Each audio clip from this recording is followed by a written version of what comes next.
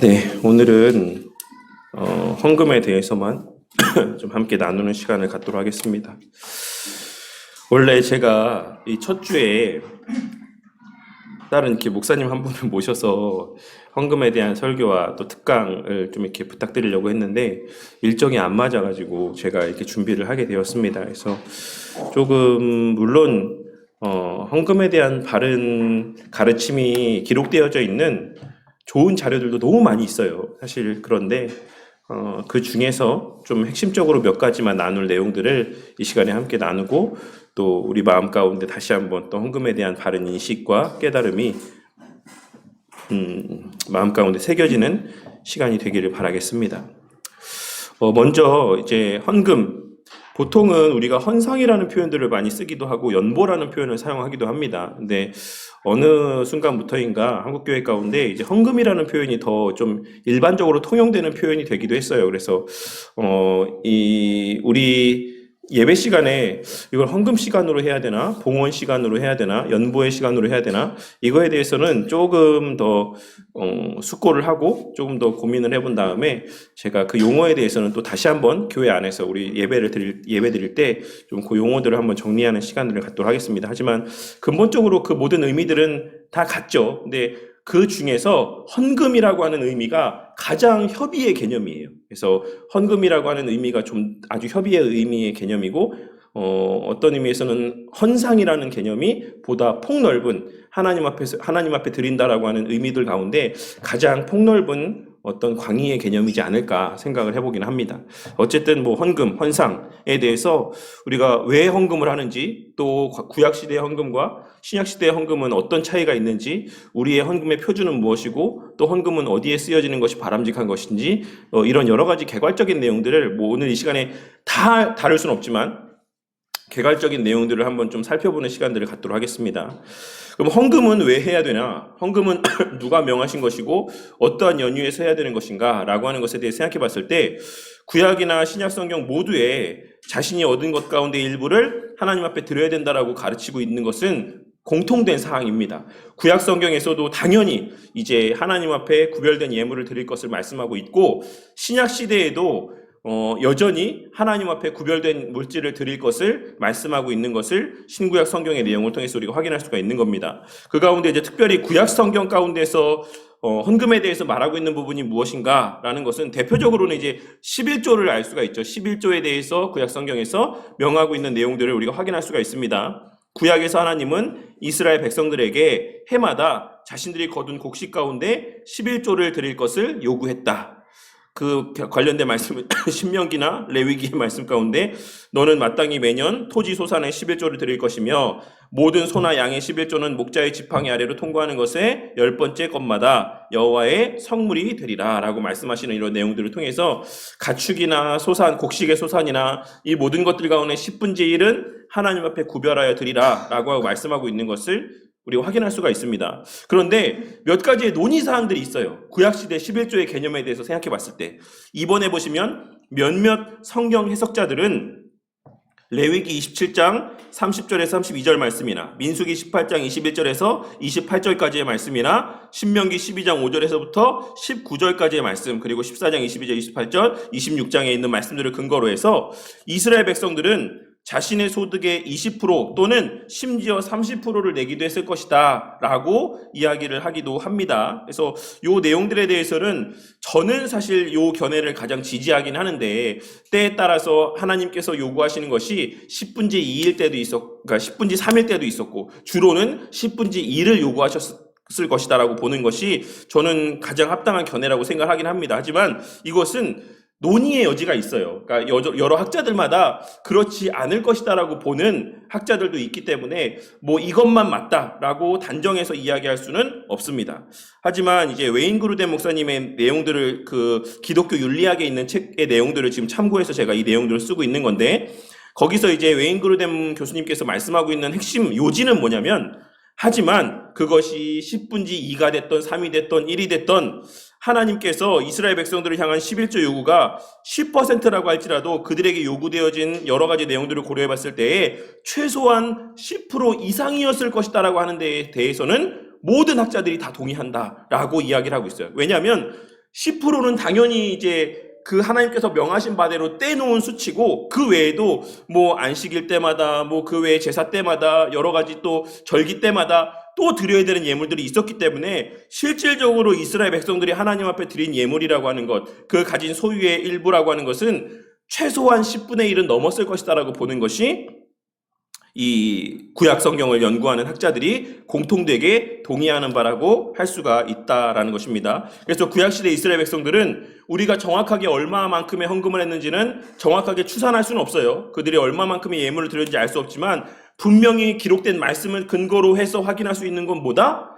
최소한 10분의 1 이상을 그들은 하나님을 섬기는데 사용을 했을 것이다라고 보는 게 모든 사람들이 공통되게 동의하는 바인 것이고, 그것은 누구의 말씀에 근거한 것이다? 하나님 말씀에 근거한 것이다 라고 하는 것을 우리가 확인할 수가 있습니다. 또 이제 그러면 신약시대에 와서는 신약시대의 헌금과 관계된 규례들은, 그 말씀들은 무엇이 있는가? 신약시대에서 새 언약 시대 가운데 그리스도인들이 구체적으로 소득의 몇 프로를 드려야 하는지 이 헌금에 대한 언급, 액수에 대한 언급은 없다. 이러면 이제 좀 여기서 의문이 드시는 분이 있겠죠. 우리가 신약 시대에도 여전히 11조라는 명목으로 헌금을 하고 있는데, 그러면 이 11조라는 헌금은 과연 성경에 근거하지 않은 것인가? 네, 성경에 근거한 것이다라고 볼 수는 없습니다. 그러니까 구약 시대의 성경의 원리를 우리가 차용을 해와서 우리가 어떤 도덕적인 어떤 의미들을 근거로 해서 10분지 1을 드리긴 하지만, 그것이 성경에 명확하게 명시되어서 오늘날에 우리 가운데 요구되어지는 규범으로서의 성격을 지니는 것은 아니다라는 것입니다. 이것을 꼭 기억하셨으면 좋겠어요. 그래서 많은 사람들이 11조에 대해서, 신약시대 11조에 대해서 왜 신약시대 말씀이 없냐, 예수님께서 말씀하시지 않았냐 라고 이야기하면서 마태복음 22장, 23장이나 누가복음 11장에 있는 말씀, 이것도 하고 저것도 패하지 말아라, 이 말씀을 근거로 해서 신약시대에도 11조를 해야 돼 라고 이야기하시는 분들이 있어요. 근데 이 말씀에 대해서 대다수의 학자들이 이야기하는 바는 뭐냐면, 웨인 그루덴 교수님도 이야기하는데, 그것은 중첩되는 과도기의 시기에 여전히 옛 율법의 아래에 있는 사람들에게 하신 말씀이에요. 아시겠죠? 그게 완전한 신약의 시대를 살아가는 우리에게 하시는 말씀이 아니다라는 겁니다. 그 시대 사람들에게는 여전히 구약의 율법도 유효한 어느 정도의 효력을 지니는 말씀이었다라는 것이에요. 왜냐하면 그것이 신구약 시대에 이제 바뀌어지는 중첩기의 시대를 살았던 과도기적인 시대였기 때문에. 그래서 그 말씀이 오늘날 이 시대에도 우리에게 11조를 해야 된다라는 명분을 주는 성경의 구절이 될 수는 없다라는 것입니다. 그래서 신약 시대에는 엄밀히 이야기했을 때 어느 정도 해야 돼 라고 하는 어떤 그러한 성경의 명시적인 기준은 존재하지 않습니다. 그런데 이제 뒤에 보시면 맨 뒷페이지 7페이지의 말씀을 한번 보도록 할게요. 7페이지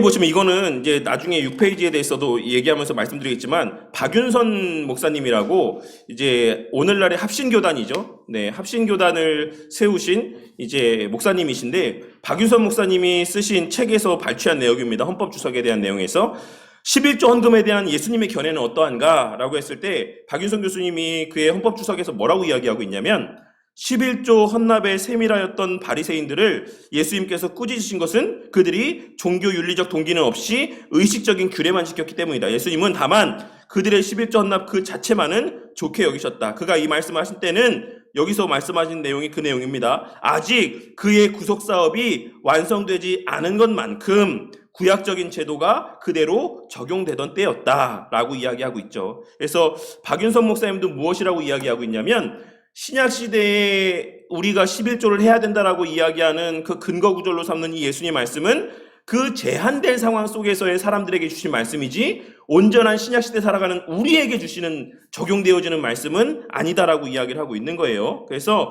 그리스도께서 죽은 자 가운데서 다시 살아나셔서 승천하신 후에는 성전과 제사장의 규례들이 신약 계시로 말미암아 폐지되었다. 이와 마찬가지로 11조도 구약적인 제도로서의 헌납은 신약교회에서 시행되지 않아야 된다라고 이야기하는 것이 박윤선 목사님께서 그 헌법 주석 내용들 가운데 이야기하고 있는 바고, 대다수의 학자들이 이야기하고 있는 바라고 할 수가 있어요. 다만 어떤 교회의 지도자들이 헌금의 수량을 정하면서 11조란 적은 분량이라도 권장한다는 데 대해서 우리는 그것을 진리 위반으로 보거나 비평할 것은 없다. 무슨 말입니까? 지금 11조에 대해서 덧붙이는 부연 설명이 뭐죠? 11조라는 적은 분량이라도 이야기하는 것에 있어서 우리가 그거 잘못했다라고 이야기할 게 없다라는 거예요. 근데 오늘날 성도들에게 있어서 11조는 뭡니까? 너무나도 많은 것을 요구한다라고 여겨지는 거죠. 11조는. 그러면서 이야기하는 게 신약시대의 11조가 어딨냐라고 이야기하는 거예요. 근데 초대교회 때 그 어느 문헌들을 살펴봐도 사실 11조에 대한 언급이 없는 게 맞아요. 왜냐하면 그 뒤에 이어지는 말씀, 박윤선 목사님께서 이야기하고 있는 것. 그러나 신약시대 교회는 신자들이 11조보다 더 많은 헌금을 하도록 장려해야지만 된다라고 이야기하고 있습니다. 구약의 율법에 매여서 10의 1조 혹은 10의 2조, 혹은 학자들에 따라서 10의 3조까지도 했던 그들보다 우리가 받은 은혜가 더 크기 때문에 신약시대 성도들이 하는 헌금은 그것 이상의 것을 해야 된다라고 이야기하는 거예요. 그래서 사실 11조라고 하는 것은 교회의 헌금의, 성도의 헌금의 최대치가 아닙니다. 여기서 이야기하고 있는 것처럼 11조 헌금은 초대교회에서는 가장 적은 헌금으로 인식되어졌다. 모로 교수에 의하면 속사도 교부 2세기 중반 중에 로마의 클레멘트나 순교자 저스틴 마터 등은 교회에 대해서 11조를 거론한 적이 없다. 그리고 2세기 말에 그 당시 세계교회의 대변자라고 할 수 있는 이레니우스나 터툴리안이나 알렉산드리아 클레멘트 등은 11조 제도를 중요시 여기지 않았다. 특별히 이레니우스는 구약시대의 11조 제도와 신약시대의 헌금 정신, 모든 것을 다 바치는 정신을 대조하여서 이야기를 했다. 무슨 말입니까? 구약시대에는 11조만으로도 하나님께서 족하다라고 말씀하셨지만 신약시대는 어떤 시대다? 모든 것을 다 바치는 시대가 되었다. 너희 몸을 거룩한 산 제사로 드려라. 너희 전 육체를 하나님 앞에 바쳐라. 거기에는 우리의 육신, 이 몸뚱이뿐만 아니라 이 육신을 통해서 일하여 얻는 모든 소득을 다 하나님 앞에 바치는 삶을 살아야 된다라고 말씀하고 있는 것이고, 그것이 초대교회의 사람들의 삶 가운데에 자신이 가진 소유들을 다 팔아서 함께 생활하는 데 사용하였던 그러한 초대교회 성도들의 모습을 통해서도 정말 구체적으로 실현되어지고 발현되어지고 있다라고 할 수가 있는 겁니다. 그래서 제가 어디서 그 내용을 봤는지 모르겠는데 잘 기억이 안 나는데, 그래서 초대교회 때에 이 구제 사역에 대해서 엄청나게 엄밀하게 이야기를 많이 하고 강조를 많이 했어요. 왜냐하면 교회 안에 그렇게 자신의 개인의 소유가 없는 사람들이 있었기 때문에 그래요. 왜? 원래부터 가난한 사람들도 있었겠죠. 그런데 그렇게 구제의 대상으로 여겨져야 되는 사람들 가운데는 상당수가 가진 소유를 다 교회에다가 바쳤기 때문에 가진 소유가 없는 사람들이 있었던 거예요. 그래서 초대교회 안에서의 구제, 그와 같이 하나님 앞에 모든 것을 다 드림으로 인해서 교회가 그 생계를 책임지지 않으면 안 되는 사람들이 있었기 때문에 초대교회 때의 이 구제라고 하는 것은 매우 중요한 문제에 속하는 모습이었다라는 것을 우리가 잊어서는 안 될 것입니다. 그래서 어쨌든 신약 시대에는 11조 헌금의 표준 헌금이 아니라 최소의 것이며, 그것은 구약시대의 율법적인 제도에 속한 것이다. 신약시대 교회의 성도들은 그들의 헌금은 자기의 모든 것을 기쁘게 다 바치는 정신으로 실행해야지만 된다라고 할 수가 있는 것입니다. 그래서 우리가 신약시대의 11조가 어딨어? 11조 하는 게 맞아? 라고 이야기하는 사람들은 엄밀히 이야기하면 그 신약시대 헌금의 정신을 바르게 이해하지 못하고 있는 데서 하는 말이에요. 그들의 그 말에는 실제로는 10의 2, 10의 3, 10의 4, 10의 5 그 이상의 것들을 하면서 그 말을 하면 맞습니다. 그들의 말이 정당성을 얻는 거죠. 야, 신약시대 11조가 어딨어? 우리의 전생애를 하나님께서 구속하셨고 예수 그리스도께서 자신의 모든 것을 다 내어주셨는데 10의 1조만 하면 된다라고 이야기하는 게 맞냐? 그런 목사가 맞냐? 우리는 10의 3조, 4조, 5조 할 거다. 이렇게 이야기하면서 목사를 비평하면 그거는 비평받아 마땅한 일이죠.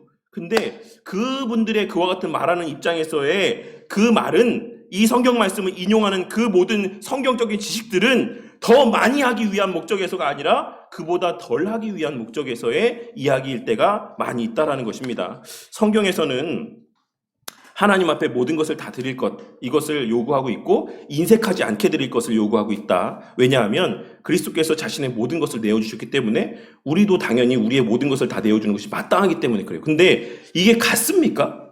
같아요? 예수 그리스도께서 자신을 내어주신 거랑 우리가 우리 자신을 내어주는 게 가치가 똑같습니까? 안 같죠. 같지 않죠. 비교 자체가 되지 않죠. 그런데도 불구하고 우리는 우리 자신을 다 내어드려도 사실 그 발밑에 때만큼도 사실 그 가치를, 그 하나님의 베푸신 은혜를 갚을 수가 없어요. 사실은. 우리의 가진 걸 다 바쳐도 우리는 사실 우리의 받은 은혜에 정말 눈꼽만큼도 그걸 갚을 수가 없습니다. 그럼에도 불구하고 신약시대의 성도들에게 있어서 헌금이라고 하는 것은 될 수 있으면 적게 하면 좋은 것, 아낄 수 있으면 아끼면 좋은 것으로 여겨진다라고 하는 것은 그런 맥락에서 예수님께서 너가 정말 내 희생을 안다라고 하면, 나의 그 성육신과 십자가 대속의 은혜로 말미암아 너희들에게 주어진 그 은혜의 가치를 너희들이 진짜 안다라고 하면 그 헌금을 얼마 하느냐에 대한 그 액수의 문제에 있어서 우리가 신경 쓰지 않을 수 있을 것이다. 라고 하는 것을 말씀하고 있다라고 할 수가 있어요.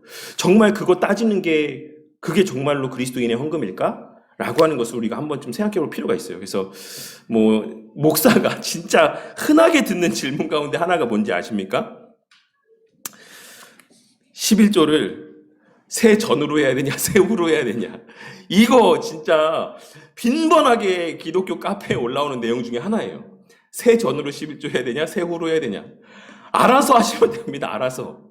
그거를 굳이 10원 단위 하나까지 내가 이렇게 하는 게 맞을까 안 맞을까, 이거를 액수를 따지고 있다는 것 자체, 계산기를 두달리고 있다는 것 자체가 사실 하나님 보시기에 합당한 헌금하는 자세의 모습이 아니에요. 예수님께서 그 자신의 전부를 내어주셨습니다. 진짜 전부를 내어주셨어요. 전부를. 그 은혜를 안다면 우리가 헌금을 새전으로 해야 될까, 새후로 해야 될까, 이거를 이야기하고 있다는 것 자체가 과연 그 사람에게 있어서 예수님의 십자가 대속의 은혜는 얼마만큼의 가치로 인식되어져 있는가 라고 하는 것을 생각해 보게 만드는 질문이라고 할 수가 있어요. 과연 그 사람에게 있어서 예수님은 어떤 존재일까? 그 사람에게 있어서 예수님의 성육신이라고 하는 건 어떤 의미일까? 그 사람에게 있어서 예수님의 십자가 대속의 은혜는 어떤 의미일까? 예수님의 그 고난받으셨다라는 것은 그 사람에 있어서 어떤 의미, 어느 정도의 비중을 차지하고 있는 것일까? 그것을 우리가 생각해 보게 만드는 것이고, 그것이 오늘 우리가 주일 설교 시간에 나누었던 그 말씀 전체와 이어지는 맥락을 같이 하는 말씀이라고 할 수가 있는 겁니다. 내가 값으로 산 그 영혼, 그 사람은 나한테 그와 같이 인색하지 않아. 인색할 수가 없어. 라고 하는 것을 말씀을 하고 있다라고 할 수가 있는 것이죠. 그래서 신약시대에는 그런 목적에서, 그런 의미에서 몇 프로 드려야 된다라고 하는 언급이 없는 겁니다. 아시겠습니까? 이제는 우리가 11조보다 적게 해도 된다라는 것을 우리에게 주시기 위해서 11조에 대한 구체적인 그 언급이 없는 게 아니라, 그것은 정말 우리가 가치를 논할 만큼도 되지 않는 최소한의 것에 불과하기 때문에, 그러니까 우리가 구약시대의 사람들과는 비교할 수도 없는 은혜의 시대를 살아가는 존재들이기 때문에 굳이 그거를 언급할 필요가 없는 거예요. 그래서 신약시대에는 그 10분의 1이라고 하는 이런 구체적인 퍼센트가 존재하지 않는다라는 것입니다. 바울은 모든 그리스도인이 다른 사람들의 필요와 주의 일을 위해서 자신의 소득의 일부를 드릴 것을 이야기했다라는 것은 분명한 사실이다. 성도를 위하는 연보에 대해서는 내가 갈라디아 교회에게 명한 것 같이 너희도 그렇게 하라. 매주 첫날에 너희 각 사람의 수입에 따라 모아두어서 내가 갈 때 연보를 하지 않게 해라. 그러니까 지금 이 고린도전서에 있는 말씀을 근거로 해서 이제 뒤에 보시면 웨인 그로덴 목사님이 이제 헌금을 할 때 헌금의 그 기본 원리나 방식에 대해서 이야기하고 있는 내용들이 있습니다. 몇 페이지에 있냐면 4페이지에 보시면 그 구체적인 원리를 한번 좀 보도록 할게요. 구체적인 원리. 그래서 헌금을 할 때 신약시대 성도들은 그러면 헌금을 어떤 마음으로 해야 되냐? 즐거운 마음으로 해야 된다. 그리고 고린도전서 16장에 있는 말씀, 이 말씀을 근거로 해서 정기적으로 해야 된다. 정기적으로. 매주 모일 때마다, 예배 드릴 때마다 헌금을 해야 된다라고 말씀하고 있고, 또 후하게 해야지만 된다라고 말씀하고 있어요. 인색하게 하지 말아라. 그리고 마지막에는 또 이 또한도 고린도서 16장 2절 말씀을 근거로 해서 소득에 비례해서 해야지만 된다라고 말씀을 하고 있는 겁니다. 사실 우리가 하나님 앞에 드리는 게 나라에 바치는 것보다 덜 해서 됩니까? 사실 근데 저는 안 된다라고 생각을 해요. 그러니까 오늘날 교회 안에서 헌금을 강조하는 것이 너무나도 약해졌습니다. 왜 그런지는 잘 모르겠어요. 그런데 우리가 정말 떳떳하다면, 교회가 목사가 그 헌금을 집행하는 데 있어서 정말로 떳떳하다면 저는 성도들에게 담대하게 헌금에 대해서도 이야기를 하고 강조를 해야지만 된다고 생각합니다. 그것이 성도들로 하여금 물질을 통하여서 범죄하지 않게 하는 목사로서의 도리라고 생각을 해요. 근데 뭐 우리 강성현 성도님께서 계시니까는 더 잘 아시겠지만 소득에 비례한다라고 했을 때 똑같이 이것이 그 비례를 얘기한다라고 저는 생각하지 않아요. 그러니까 무슨 말이냐면 뭐 똑같이 100만 원 내는 사람도 10%니까 10만 원 내고 뭐 1000만 원 버는 사람도 10%니까는 뭐 100만 원 내고 이런 정도의 수준이라고 생각하지는 않습니다. 우리가 소득세나 이런 것들에 대해서 세율을 매길 때 그 구간들이 있다라고 합니다. 제가 그걸 언제 알았냐면 에티오피아 가서 알았어요. 사실 이 세금이라는 세율에 대해서 잘 몰랐는데 이제 에티오피아에는 봉사하러 오시는 분들 중에 의사가 진짜 많습니다. 그런데 의사들은 대부분이 가장 높은 구간의 세금을 내시는 분들이더라고요. 소득이 저는 그렇게 많은지 잘 몰랐어요. 그러니까 의사들이 돈을 많이 벌 것이다라고 생각을 했지만 의사들이 받는 소득이 정말로 일반적인 사람들이 받는 월급이랑은 좀 되게 그 레벨 자체가 다르다고 해야 되나요? 그래서 왜 요즘에 저기 어디 지방에 의사 구하는데 뭐 몇 억을 줘도 사실 의사가 안 간다 하잖아요. 그러니까 우리가 생각했을 때 야 3억? 4억? 엄청 큰 돈 아니야? 라고 생각하지만 의사들이 생각했을 때는 여러 가지 고려해서 야 누가 3억 받고 4억 받고 거길 가? 이렇게 얘기할 정도로 의사들이 얻는 수입은 되게 많다라는 거죠. 근데 그분들은 제가 알기로 40%인가를 떼어요. 세율이. 소득의 40% 맞습니까? 맞나요? 강 선생님? 40%가 최고 구간인가요? 세금에? 예? 그래서 네, 이게 아마 그 정도인 것 같아요. 그러니까 이런 비례한다라고 했을 때는 그냥 어떤 정량적인 어떤 그런 거를 저는 이야기한다라고 생각하지 않아요. 그만큼 왜냐하면 뭐 10억을 벌고 20억을 벌고 하는 성도들이 있다라고 했을 때에 과연 그 사람이 10%를 빼도 뭐 9억, 뭐 한 18억 우리가 일반적으로 이 땅에서의 먹고 사는 삶을 살아간다고 했을 때에 필요한 돈이 저는 어느 정도면은 그러니까 기본적인 우리가 상식선에서의 그 필요한 수준은 어느 정도 정해져 있다라고 생각을 해요. 물론 가끔은 더 좋은 것도 먹고 좋은 집에 살고 뭐 좀 더 여유 있는 생활을 하기 위해서도 그 차이는 어느 정도 있겠지만 그것이 정말로 무한대라고 생각하진 않습니다. 그런 측면에서 우리가 하나님의 은혜로 더 많은 이렇게 소득을 주시는 분들에게 있어서는 더 많은 그 비례하는 정도도 더 많은 만큼의 액수를 하나님 앞에 드린다라고 하는 것이 마땅한 헌금하는 자세에 속하는 모습이지 않을까 저는 생각을 합니다. 그래서 어쨌든 다시 1페이지로 돌아와서 그 각각의 마음에 정한 대로 할 것이요 인색함으로 하지 말고 억지로 하지 말고 하나님께 즐겨서 내라 라고 말씀하고 있는 것을 확인할 수가 있습니다. 그런데 이 말씀이 이제 오히려 헌금을 하지 않는 데 대한 어떤 말씀으로 이렇게 오해될 때가 많이 있어요.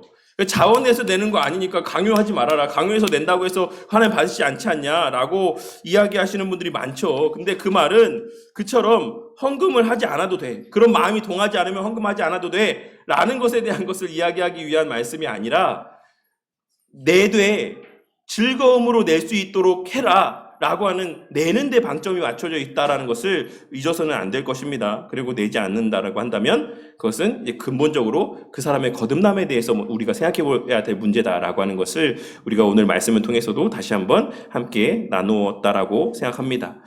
네. 헌금의 의미. 네. 우리 승효 여기 예배당 들어올 때 좀 조용히 한번 해주세요. 알겠죠? 네. 네. 이 페이지의 헌금의 의미에 대해서 성경의 수천 구절이 돈과 소유에 대해서 그리고 하나님의 사람들이 그것을 어떻게 사용해야 되는지 직간접적으로 언급하고 있는 말씀들이라고 할 수가 있습니다. 예수님께서는 무엇 때문에 돈과 소유를 그렇게 어떻게 보고 다루어야 되는지를 많이 말씀하셨는가? 천국과 지옥에 대해서 말씀하시는 것보다도 기도와 믿음에 대해서 말씀하시는 것보다도 어떤 주제보다도 이 재물에 대한 것에 대해서 많이 말씀하셨어요. 왜 그랬겠습니까? 하나님이 거지라서 그럴까요?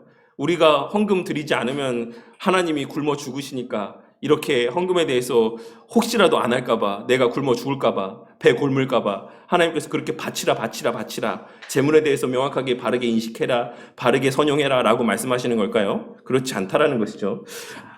우리의 진적인 영적인 상태와 돈과 소유에 대한 태도와 행동 사이에는 밀접하고 강력한 상관관계가 있기 때문에 하나님께서 이와 같이 말씀하셨던 거예요. 그래서 우리가 함께 나눈 누가복음 말씀에서도 말씀드렸지만 제자에 대해서 말씀하고 있으신 것, 그 다음에 잃은 양 드라크마, 그리고 탕자의 비유에 이어서 오늘의 말씀을 하고 마지막에 그 말씀을 부자와 거지 나사로에 대한 비유의 말씀으로 끝맺음하고 있다는 것을 우리가 면밀하게 살펴볼 수 있어야지만 되는 것입니다. 오늘 우리가 함께 나눈 말씀에서도 이제 그런 내용들을 확인할 수 있죠. 너희가 만일 불의한 재물에도 충성하지 아니하면 누가 참된 것으로 너희에게 맡기겠느냐. 여기서 불의의 재물이라고 번역되어 있는 이 불의라는 표현은 사실 정확한 표현이라고 볼 수는 없어요. 이것은 그냥 세상의 재물이라고 보는 것이 맞습니다. 그러니까 세상에 속한 재물에 있어서도 너희들이 충성하지 못한다라고 하면 누가 참된 것으로 너희에게 맡기겠느냐. 이 참된 것이 뭡니까? 진리고 그 다음에 너희의 것, 이것은 구원에 대한 것, 영생과 관계된 것을 이야기하고 있는 것이에요. 그러니까 그런 사람에게는 영생이나 이 진리가 합당하지 않다라는 것이에요. 그 사람은 실제로는 진리나 영생과는 관계가 없다라는 거죠. 그런 삶의 모습이라고 하는 것은. 그것을 말씀하고 있다라는 것을 꼭 기억해야지만 되고, 누가복음 19장에 삭개오가 서서 주께 여짜오되 주여 보시옵소서 내 소유의 절반을 가난한 자들에게 주겠사오며 만일 누구의 것을 속여 빼앗은 일이 있으면 내 갑절이나 갚겠나이다. 예수께서 이르시되 오늘 구원이 이 집에 이르렀으니 이 사람도 아브라함의 자손이로다. 하나님이 이만큼 돈 지불했으니까 그 지불한 값에 대한 가치로 너 천국 줄게 이렇게 이야기하고 있는 겁니까? 아니죠. 그 사람의 마음의 중심이 변화했다라는 것을 예수님께서 인지하셨기 때문에 그렇습니다. 이 사람이 예전에는 재물을 바라보고 물질의 가치를 두고 사는 사람이었는데 이제 그 가치가 변화였구나 라고 하는 것을 예수님께서 아셨던 것이죠. 그 외에도 이 말씀의 내용들을 통해서 우리가 수도 없죠. 사실 이렇게밖에 그 부분의 말씀만 적어놓겠지만 실제로는 사실 성경에서의 재물과 관계된 말씀의 내용들이 진짜로 많이 있어요. 그래서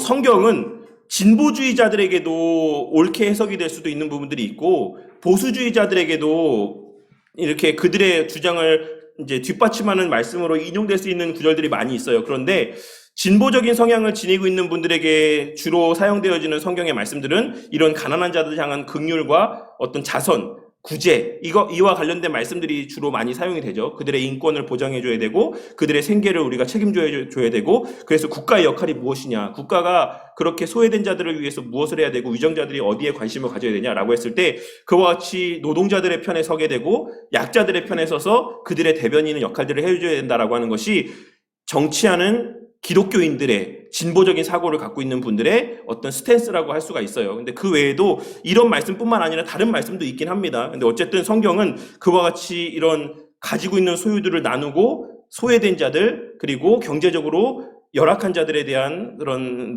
베풀음에 대해서도 너무나도 많이 말씀하고 있다라고 하는 것, 그것이 하나님의 뜻이고 하나님의 원하시는 바다라고 하는 것을 우리가 말씀을 통해 발견할 수 있어야지만 됩니다. 그러면 왜 헌금을 하는가? 우리가 왜 교회 예배 시간에 헌금을 왜 하는가라고 했을 때 김홍전 목사님은 그의 예배란 무엇인가, 그리고 헌상이란 무엇인가라고 하는 책에서 크게 이제 헌상에는 두 가지의 의미가 담겨 있다라고 이야기하고 있습니다. 하나는 대표성이고 하나는 실용성이에요. 대표성은 뭐냐? 헌금이라고 하는 것은 결국에는 나 자신이라고 하는 내 존재를 대표한다라고 하는 것이죠.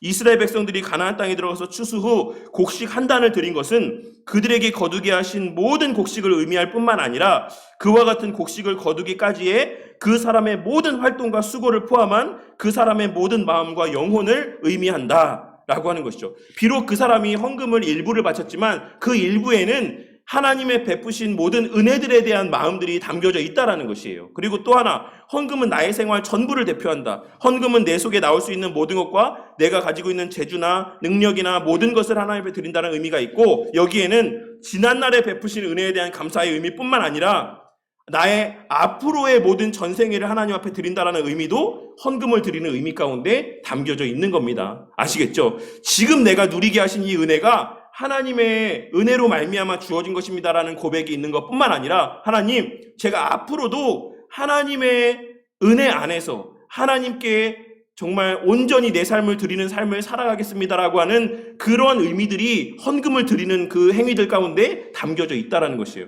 그러니까 우리가 헌금을 하지 않는다라는 건 뭡니까? 저는 그렇게 살겠다는 다짐과 이런 결단의 모습들이 없다라는 것이죠. 생략된다라는 것이죠. 그런 의미가 있고 또 실용적인 의미가 있어요.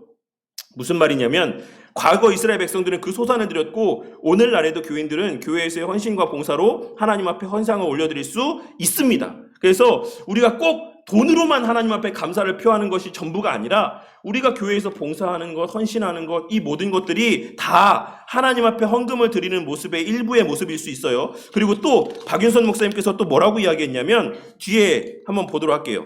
6페이지에 2번 한번 보도록 하겠습니다. 6페이지에 2번. 신약시대의 신자가 드릴 연보의 사용 목적을 자유로 결정해서 또한 각기 목적에 따라서 그 금액을 자유로 할당할 수 있는가? 그러니까는 내가 하나님 앞에 드리는 헌금을 그냥 내 생각대로 그냥 나는 어디 다른 데 드릴게. 난 여기다 쓰고 싶어. 이렇게 해서 쓸 수 있는가라는 걸 물은 거예요. 근데 구약시대에는 예배를 예루살렘 성전에서만 드리도록 되어 있었으므로 외부적인 제도에 치중하였다. 그때 이스라엘 백성들은 헌금에 있어서도 외부적인 제재를 받았다. 그러나 신약시대 신자들은 개인으로나 단체로나 또는 어디서나 신령과 진리로 하나님께 예배함으로 신약교회는 보다 더 영적인 것만큼 신자의 개인적 자유를 존중하며 자기 자신도 하나님의 성전인 사실을 성경에 의해서 알고 있다. 그러므로 신자가 하나님을 섬기는 의미에서 어떤 개인들을 구제하는 것도 일종의 헌금 행위라고 할 수 있다. 하나님을 섬기는 일은 반드시 교회를 통해서만 실시되는 것은 아니다. 백부장 고넬료가 교회를 통하지 않고 직접 가난한 자들을 구제한 것도 하나님께서 기쁘게 받으셨다. 잠언 19장 17절에서 말하기를 가난한 자를 불쌍히 여기는 것은 여호와께 꾸이는 것이니 그 선행을 갚아주시리라 라고 했다. 예수님께서 말씀하시기를 또 누구든지 제자의 이름으로 이 소자 중에 하나에게 냉수 한 그릇이라도 주는 자는 내가 진실로 너에게 이르노니 그 사람이 결단코 상을 잃지 아니하리라. 야고보서 1장 27절에서도 하나님 아버지 앞에 정결하고 더러움이 없는 경건은 곧 고아와 가부를 그 환난 중에 돌아보고 또 자기를 지켜 세속에 물들지 아니하는 이것이니라 라고 했습니다. 그래서 신자가 물질로서 가난한 자를 구제하는 것도 하나님께 바치는 헌금의 의미가 있는 귀한 일이다. 아시겠죠? 이게 진짜 옛날에 몇십 년 전에 쓰신 박윤서 목사님 헌법 주석이에요. 근데 오늘날에는 시대를 역행했어요. 그래서 성도들이 뭐 어떤 자선단체에 구제를 한다거나 이렇게 한다라고 하면 뭐라 합니까? 목사님들이 큰일 날 소리 하고 있다. 교회에다가만 헌금해야 돼. 딴 데다 하면 안 돼. 이렇게 이야기한단 말이에요. 근데 그렇지 않아요. 그런 외적인 규례 가운데 얽매여져 있는 것은 구약시대의 모습입니다. 신약시대의 신자에게는 그 자의적인 판단에 의해서 하나님 말씀에 근거하여 우리가 선한 일, 정말 옳다라고 여겨지는 일들 가운데 헌금을 할 수 있어요. 그거를 하나님께서 기쁘게 받으십니다. 하지만 중요한 것은 그 뒤에 이어지는 말씀, 내가 소속된 교회에 어느 정도의 헌금해야 되는가? 우리는 교회에 드리는 헌금을 등한시하면 안 된다. 교회는 그 지도층이 부패하지 않는 한에 있어서 복음을 전하여 보수하는데 가장 믿을 만한 기관이라고 할 수 있다. 그렇다면 신자로서 무엇보다도 교회의 물질을 바쳐야 된다. 특히 유의할 것은 하나님께 드릴 연보를 미리 준비하는 일이다. 마음을 함께 드리는 연보 행위가 귀하다. 그리고 중요한 것 또 하나, 헌금의 액수 문제에 있어서는 신자들 개인이 각기 정할 일이다. 그것을 교회가 딱 정해줄 필요는 없다. 그리고 전에 정해주어서도 안 된다라고 할 수 있죠. 다만 우리는 하나님 앞에 후하게 드리고 즐겁게 드리고 인색하지 않게 드리는 것을 우리 마음의 중심 가운데 가지고 있어야지만 됩니다. 그래서 기본적으로 우리가 다른 기관의 헌금이라고 하는 어떤 명목으로 할 수도 있는데 그것은 어떤 경우에서입니까?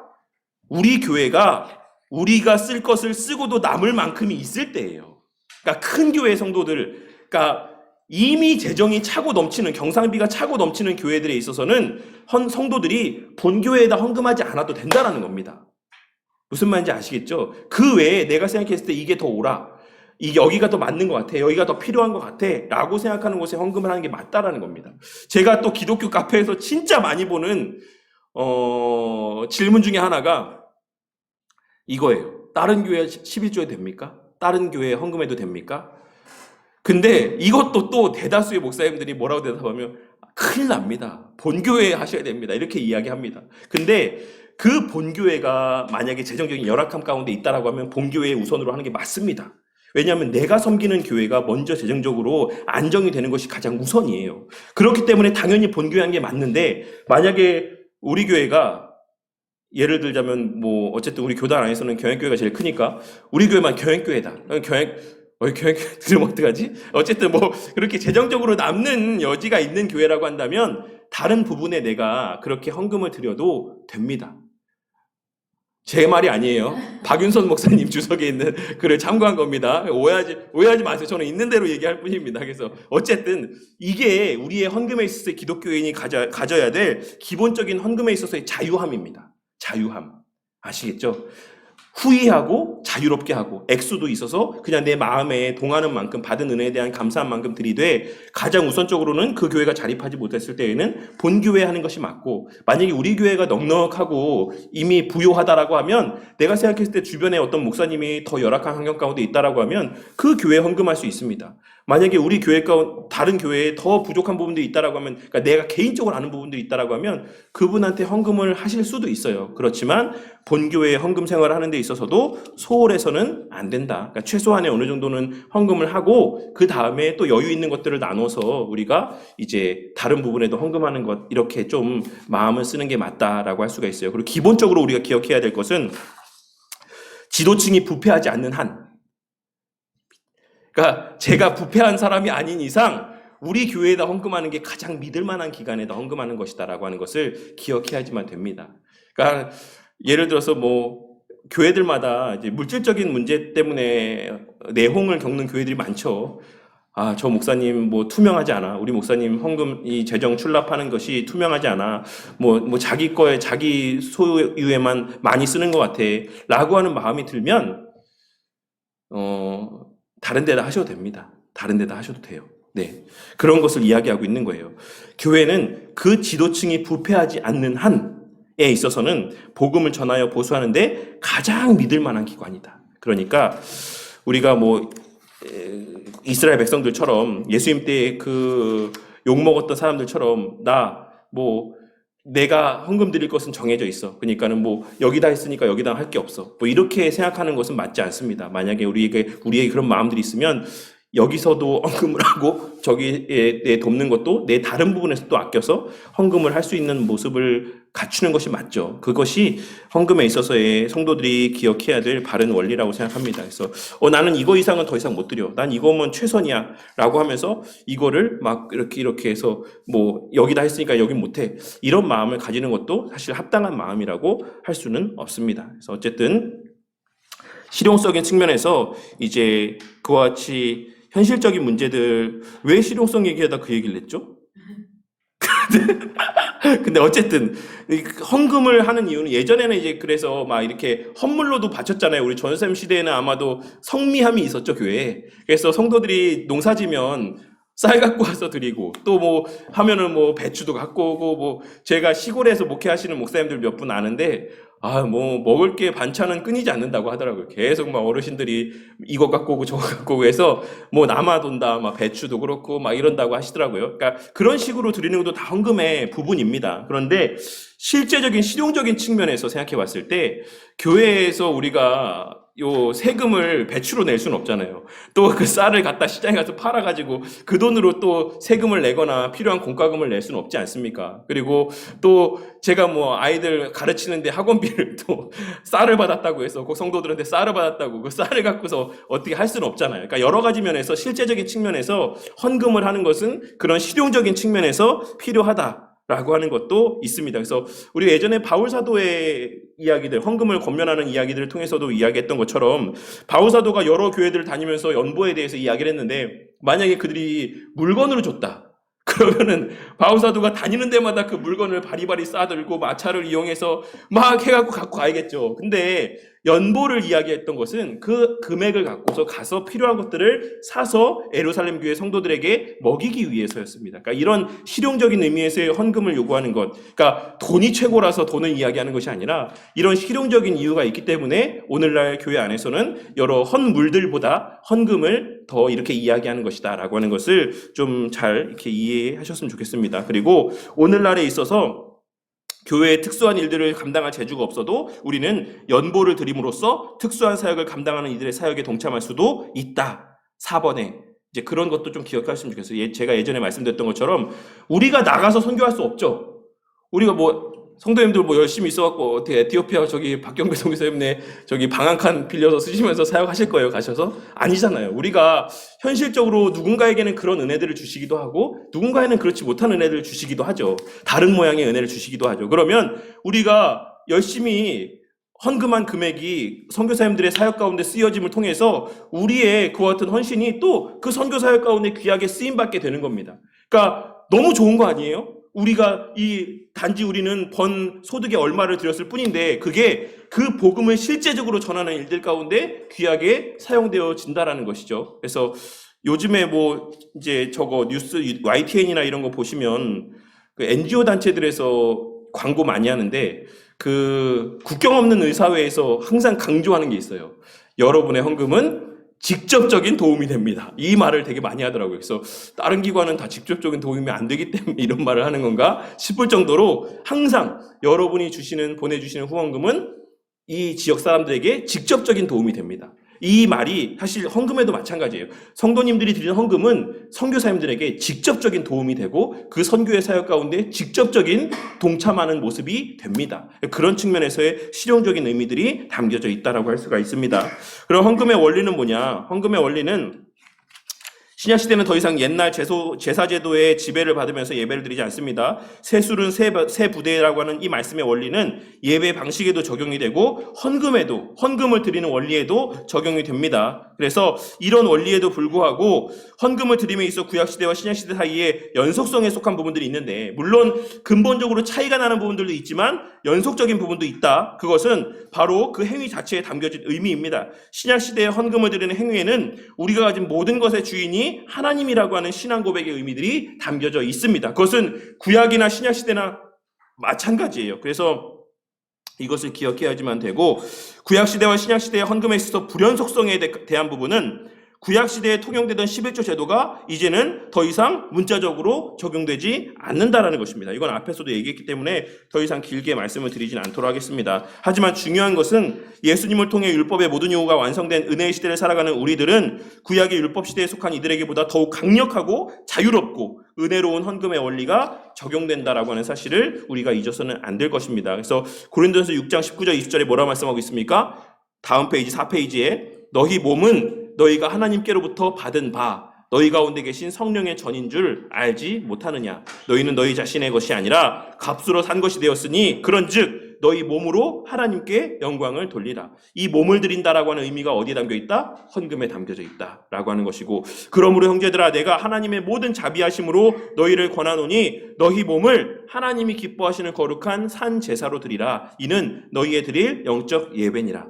그 몸을 드린다라고 하는 의미 가운데는 헌금의 의미가 담겨 있어요. 그러면 만약에 예배 시간에 헌금 안 드려. 그러면 하나님께서 받으실 만한 이 영적 예배가 됩니까?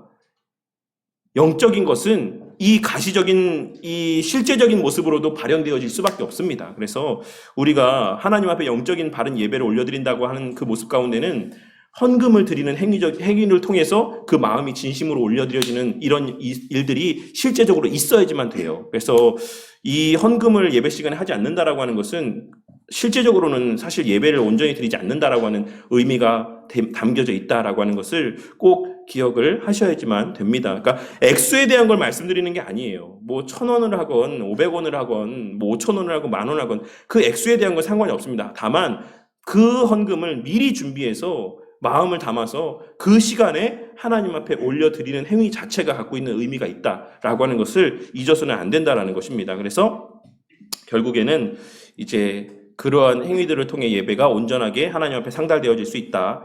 헌금의 대상은 누구냐? 헌금은 누구는 해야 되고 누구는 하지 않아도 되는 것이 아니다. 예수님을 믿는 사람이라고 한다면, 예수 그리스도의 속죄의 공로에 대한 인지가 있는 참으로 거듭난 사람이라고 한다면 모든 사람이 헌금을 해야 되는 것이 맞다. 주일 예배 시간에 헌금을 드릴 때는 나라는 개인이 혼자 하나님 앞에 직접 헌금을 드리는 것이 아닌 교회의 지체로 이 거룩한 교회가 하나님 앞에 헌금을 드린다라고 하는 의미가 있다. 우리가 교회 공동체로서의 주일 공예배가 중요한 의미가 있는 것처럼 헌금 또한 공동체로서의 하나 되어 헌금을 드린다는 것이 갖는 의미가 있다라는 사실을 기억해야지만 된다. 그렇기에 주일 공예배 시간의 헌금은 단 한 사람의 예외도 없이 모두가 함께 참여해야지만 되는 일이다. 무슨 말인지 아시겠죠? 예배는 어떤 특정한 몇몇 사람들이 하는 게 아니에요. 찬양할 때 예배 시간에 누구는 찬양하고 누구는 찬양 안 하고 이래 됩니까? 제가 우리 교회에서 찬양대를 운영하지 않는 이유가 그거이긴 해요, 사실. 나중에 우리 교회가 더 커져도 찬양대를 따로 둘 생각은 사실 별로 없긴 합니다, 현재로서는. 왜냐하면 보통 우리가 뭐 찬양을 하면 우리도 함께 찬양한다라고 이야기하지만 보통 다 그렇습니까? 큰 교회에서 다 신앙생활 한 번씩 해봤을 테니까. 찬양하면 어떻게 해요? 듣잖아요, 그냥. 듣고 있잖아요. 그 찬양의 가사를 같이 고백합니까? 성도님들이? 안 하죠. 그냥 그 곡조를 즐기는 거죠, 내가. 근데 찬양은 어떤 일부의 사람들이 하고 나머지 사람들은 그것을 듣거나 보는 게 아닙니다. 찬양은 모든 공회가 온 성도가 함께 하는 거예요. 하나님 앞에 함께 올려드리는 겁니다. 그래서 저는 사실 이것도 되게 조심스러운 말이긴 한데 특송을 하거나 찬양을 한 사람 찬양대에 박수 치지 않습니다. 왜냐하면 그 헌금을 그 찬양을 받으시는 분은 하나님이시죠. 그 내가 왜 박수를 칩니까? 그 내가 잘 들었다고 하는 어떤 보답으로서 박수를 치는 저는 의미들도 있다라고 생각해요. 근데 그거는 사실 저는 합당한 모습은 아니다라고 생각합니다. 그래서 특송을 하거나 어떤 찬양을 했을 때 거기에 대해서 박수 치는 거, 그리고 모르겠습니다. 그 특송하신 분들이 회중에다 대고 인사하는 거, 그게 그렇게 바람직한 모습이라고 생각하진 않습니다. 네. 그래서 어쨌든 그렇게 우리가 모든 예배의 순서, 모든 순서는 사실 함께 하는 거죠. 함께. 찬양도 함께, 기도도 함께. 그래서 우리가 목사가 대표로 목회 기도를 하지만 거기에 아멘을 해야 되는 이유는 그 기도를 우리가 함께 하나님 앞에 고백한다라고 하는 의미가 담겨 있기 때문에 그래요. 그래서 항상 우리가 아멘으로 함께 그 기도 가운데 함께함을 표현해야지만 되는 것이고, 그런 면에서 헌금도 마찬가지입니다. 헌금도 누구는 하고 누구는 하지 않아도 된다? 이렇지 않아요. 헌금은 액수를 떠나서 하나님께서 그 개개인의 액수를 보시는 게 아니고 우리가 함께 그 모든 헌금이라고 하는 시간 가운데 동참해서 함께 마음을 모아서 그 하나의 모두어진 예물이 하나님 앞에 상달되는 겁니다. 아시겠죠? 그 개개인의 누구가 아니라 우리의 거듭남 이후의 신앙의 삶에서의 개인은 없습니다. 아시겠어요? 거듭난 자의 신앙의 삶에서 더 이상 개인이라고 하는 것은 없어요. 언제나 교회 공동체만 있는 거예요. 그러니까는 우리 교회 안에서도 한 명도 빠짐없이 헌금 가운데 액수의 많고 적음을 떠나서 헌금에 동참하여 함께 마음을 모아서 하나님 앞에 받은 은혜에 대한 감사를 표하는 겁니다. 그런 의미에서 우리가 공예배 시간에 눈에 보여지게 헌금하면서 그 누구도 거기에 소홀하지 않게, 그리고 거기에 누락되는 사람이 없게 하는 것은 저는 마땅한 도리라고 생각합니다. 제가 우리 여전도의 성경공부 시간에도 말씀드렸지만 제가 이렇게 늘 헌금 계수를 하다 보면 헌금을 안 하신 분들이 있어요. 그러니까 그냥 안 하신 게 아니고 깜빡하는 거죠. 그래서 그 다음 주에 보면은 2배 헌금을 이렇게 넣어 놓으시는 경우들을 보게 될 때가 있습니다. 그러니까 그분들이 우리가 헌금 시간이 공적으로 보여지게 있으면 빼먹었겠습니까? 저는 그렇지 않았을 거라고 생각해요. 우리가 항상 그냥 알아서 헌금함에 집어넣고 이 시간에는 특별히 그런 시간들을 갖지 않으니까 내가 헌금을 했나 안 했나? 이런 것들도 깜빡깜빡하고, 근데 생각해보면 안 했으니까 다음 주에 2번의 헌금을 하고, 이렇게 되는 모습들이 벌어지는 거죠. 근데 그거는 마땅한 교회의 모습은 아니다라고 생각해요. 그리고 우리 자녀들에게 보여지는 모습에 있어서도 결코 교육적인 거나 본이 되는 모습이 될 수 없다라고 생각합니다. 그래서 올해부터는 보여지는 헌금의 이런 본래 형태대로 하기로 한 거고, 그리고 오늘날 개혁교회 안에 상당수의 교회들이 다 다시 헌금 바구니를 돌리는 모습으로 돌아가고 있어요. 한동안 헌금 바구니 없애고 헌금하면 헌금하는 게 되게 유행이었거든요. 그래서 대부분의 교회들이 안 해요. 헌금 바구니를 돌리지 않습니다. 오죽하면은 제가 설교 때도 말씀드렸던 것처럼 목사님 제발 헌금 바구니 좀 돌리지 마세요. 이렇게 이야기할 정도로 헌금 바구니에 대해서 오늘날 성도들이 엄청난 거부 반응을 가지는데 사실 그거는 그렇게 거부 반응을 가질 만한 모습은 아니다라고 생각합니다. 그런 헌금에 대한 거룩한 부담감을 갖는 것도 저는 마땅한 도리라고 생각해요. 단 헌금이 정말 바른 곳에 쓰여진다라고 하는 전제하에 그냥 목사 좋은 차 타고 목사 좋은 집에 살고 목사 배불리 먹고 목사 자녀 가르치고 목사 생활비에 다 갖다 쏟아붓고 그 목사 한 사람의 배를 채우기 위해서 헌금이 오용되고 악용되는 게 아니다라고 한다면 저는 헌금에 대해서 성도들에게 거룩한 부담감을 갖게 하는 것은 교회가 목사가 마땅히 해야 되는 또 의무 가운데 하나라고 생각합니다.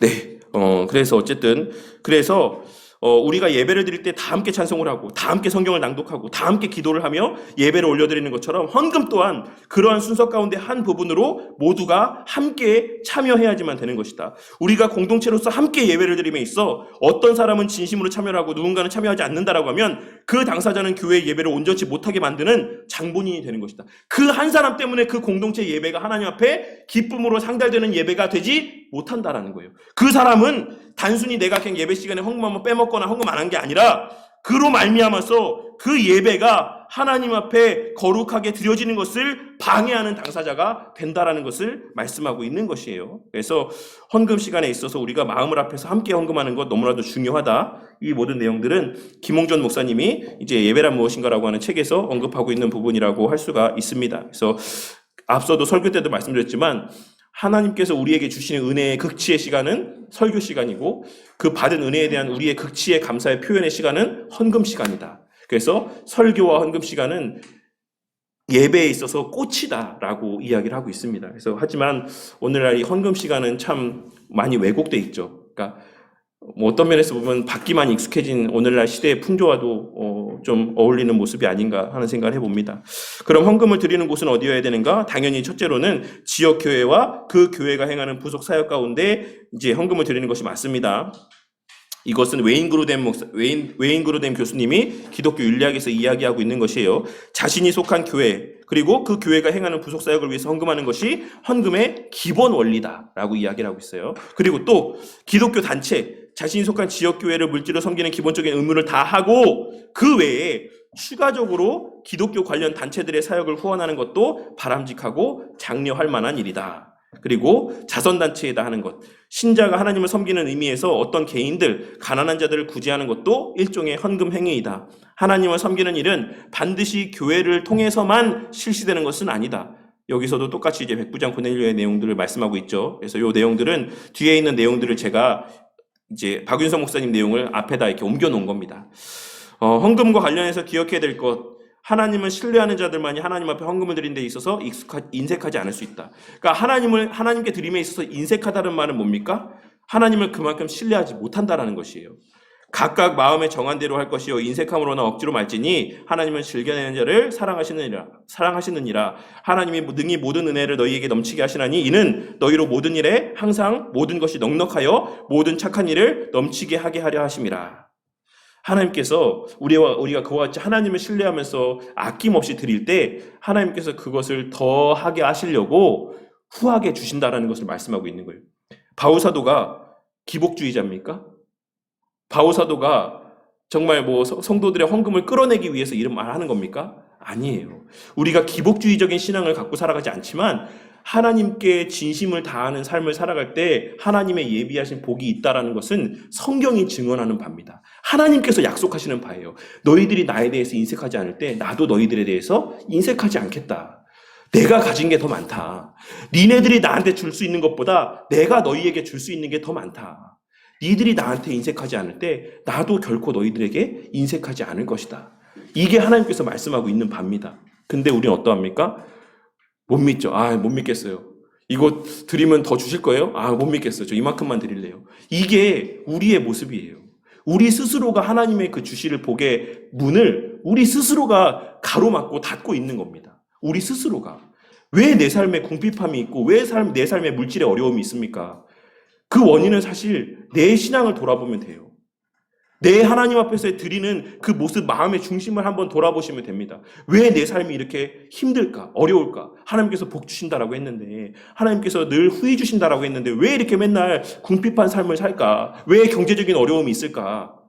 내 자신의 하나님 앞에서의 마음의 중심을 돌아보시면 된다라는 것입니다. 왜냐하면 하나님께서는 물질을 드리는 자들에게 분명히 기록된 말씀을 통해서 몇 가지 약속을 하셨기 때문에 그렇습니다. 이 또한도 우리나라 기복주의 목사님이 하신 말씀이 아니고 미국에서의 저명한 신뢰할 만한 개혁주의 신학자가 하신 말씀이에요. 웨인 그루덴 목사님이 그의 기독교 윤리학 책에서 이야기한 말입니다. 하나님께서는 물질을 드리는 자들에게 몇 가지 복을 약속하셨다. 첫째, 많이 적게 심는 자는 적게 거두고 많이 심는 자는 많이 거두게 하신다라는 이런 말씀에서와 같이 그 하나님 앞에 드린 만큼의 더 풍성한 은혜를 누리게 하실 것이다라고 말씀하셨고, 나의 하나님이 그리스도 예수 안에서 영광 가운데 그 풍성한 대로 너희 모든 쓸 것을 채우실 것이다라고 말씀하셨어요. 우리가 하나님 앞에 드려도 그로 말미암아서 굶어 죽지 않는다. 하나님께서 그 너희들 드린 것 이상으로 너희들의 필요를 채우신다라고 말씀하셨고, 흩어 구제해도 더 부하게 되는 일이 있나니 과도히 아껴도 가난하게 될 뿐이다라고도 말씀하셨어요.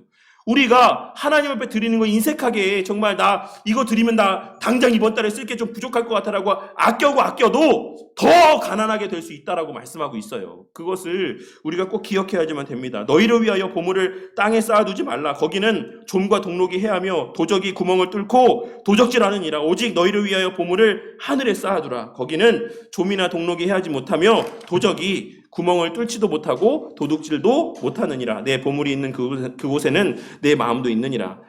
참 이 말씀이 오해가 되는 말씀이기도 해요, 사실. 그래서 교회에다 헌금해라, 이렇게 많이 쓰여지는 말씀이긴 한데 단순히 어떤 그런 행위적인 측면만을 말씀하고 있는 것은 아닙니다. 그러니까 우리의 마음을 하나님께 두라는 것을 말씀하고 있는 것이지 그냥 일반적으로 이 말씀이 설교되어지는 것처럼 어떤 그런 표면적인 이야기를 하고 있는 것은 아닙니다. 선한 일을 행하고 선한 사업에 부하고 나눠주기를 좋아하며 동정하는 자가 되게 하라. 이것이 장래에 자기를 위하여 좋은 터를 쌓아 참된 생명을 취하는 것이니라 라고 말씀하고 있습니다. 그래서 이러한 영적인 유익을 위해서나 육적인 유익을 위해서나 우리가 하나님 앞에 인색하지 아니하고 부요하게 드릴 때 하나님께서 약속하시는 바가 분명하게 있습니다. 이거 제가 그 기복주의적인 어떤 말씀 드리는 게 아니에요. 하나님 말씀을 하고 있는 겁니다.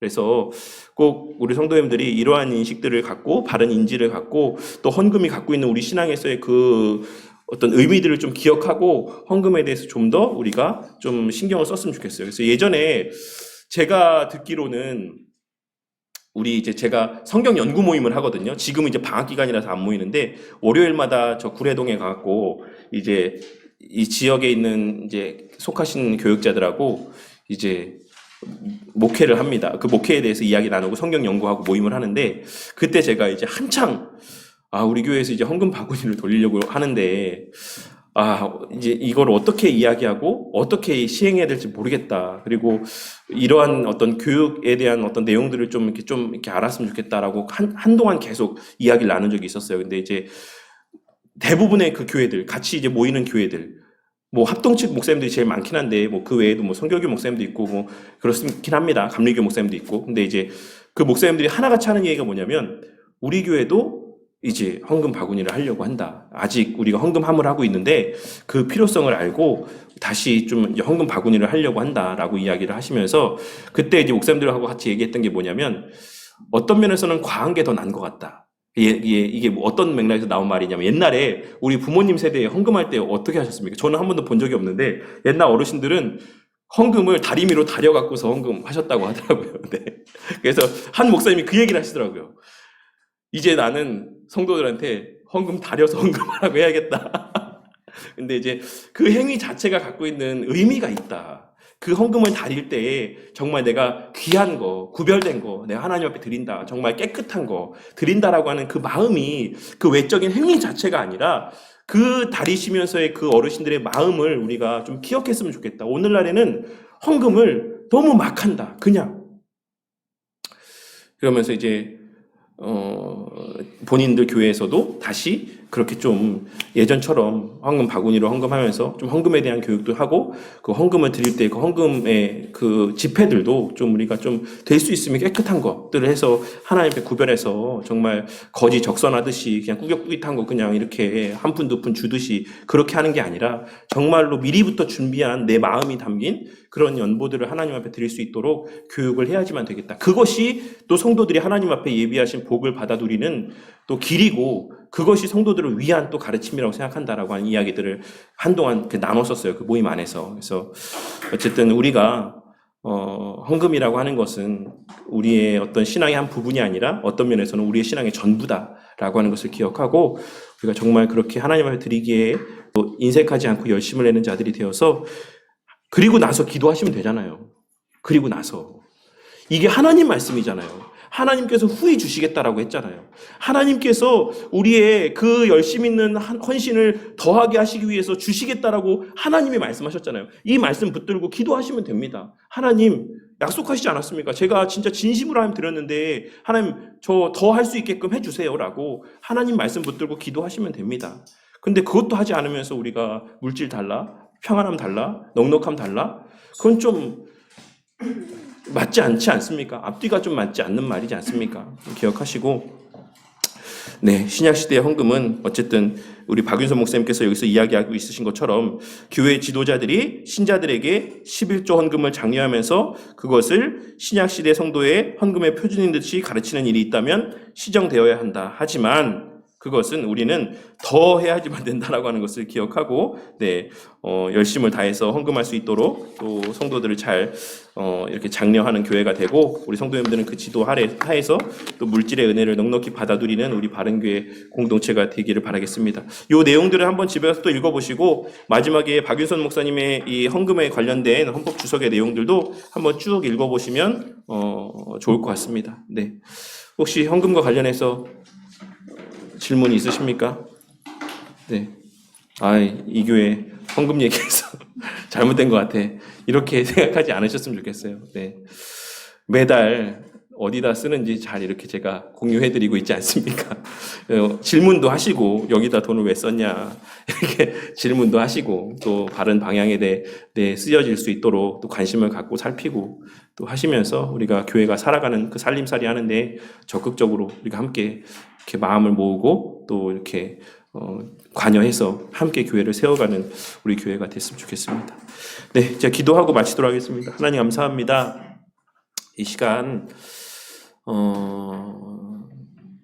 두서없이 또 이런저런 또 헌금과 관계된 이야기들을 나누었습니다. 하지만 주님, 분명한 것은 김홍전 목사님께서 말씀하셨던 것처럼 우리의 예배에 있어서 하나님의 말씀의 선포와 또 우리의 하나님 앞에 예물을 드림은 우리의 예배 시간에 있어서 가장 극치의 시간인 것을 깨닫게 하여 주셔서 교회가 말씀을 바르게 선포하기 위해 애쓰는 것 못지않게 성도들에게 있어 그와 같이 예배를 예배되게 하는 데 있어서의 필수적인 모습이라 할 수 있는 바른 헌금 생활을 가르치는 데 있어서도 또 부족함이 없게 하여 주시고 우리 바른교회의 모든 성도들이 정말 최선을 다해서 하나님께서 허락하신 은혜들을 또 하나님 앞에 내어드리는 모습들을 통해 하나님께서 기록된 말씀을 통해 우리에게 약속하셨던 것처럼 그의 이 땅에서의 모든 삶의 시간들 속에 하나님의 예비하신 영적인 유익들 뿐만 아니라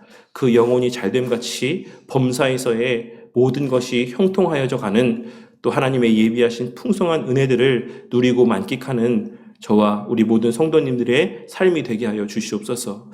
우리는 늘 이렇게 이야기합니다. 하나님, 넉넉히 주시면 헌금하겠습니다. 하지만 주님, 그것이 정말 바른 기도입니까?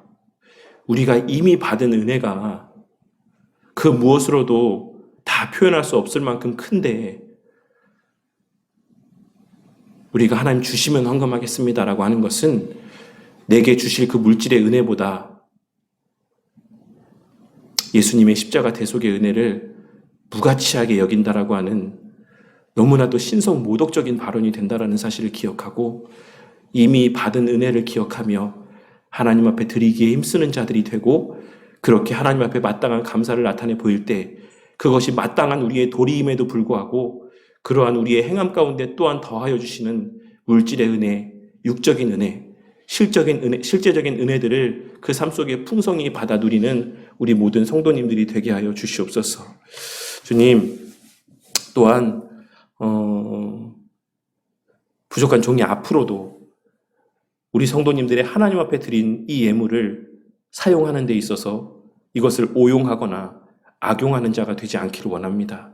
주님, 교회의 재정을 사용하는 것 정말로 심사숙고하여서 정말로 바른 곳에만 온전히 선용할 수 있게 하여 주시고 우리 성도님들도 늘 교회 재정이 쓰여지는 것에 대하여 적극적으로 관심을 갖고 또 교회 살림살이에 대해서 적극적으로 관심을 갖는 우리 모든 성도님들이 되게 하여 주셔서 성도들로 말미암아 목사는 또 더욱더 재정을 또 취급하는 데 있어서 조심할 수 있게 되고 또한 성도들로 말미암아 목사가 더욱더 재정적인 것에 근심하지 아니하고 목회에만 전념할 수 있는 은혜가 있게 하여 주시옵소서. 주님, 또 한 해의 삶이 시작이 되었습니다. 올해는 정말 물질 때문에 힘겨워하는 성도님들이 없게 하여 주시기를 원합니다. 그 삶에서의 많은 힘듦이 있겠지만 그 중에도 주님 기쁨과 감사로 드리는 자들 되게 하시고 올 한 해는 이전보다 더 넉넉한 은혜 안에서 생활하는 우리 모든 성도님들이 되도록 자비와 긍휼을 베풀어 주시옵소서. 언제나 정말 자원하여 열심을 다해 후히 하나님 앞에 헌금하는 자들이 되므로 우리의 그 모든 예배가 정말 주님께 기쁨이 되는 예배가 되게 하실 줄 믿사오며 이 모든 말씀 우리 주 예수 그리스도의 이름으로 기도드렸습니다. 아멘.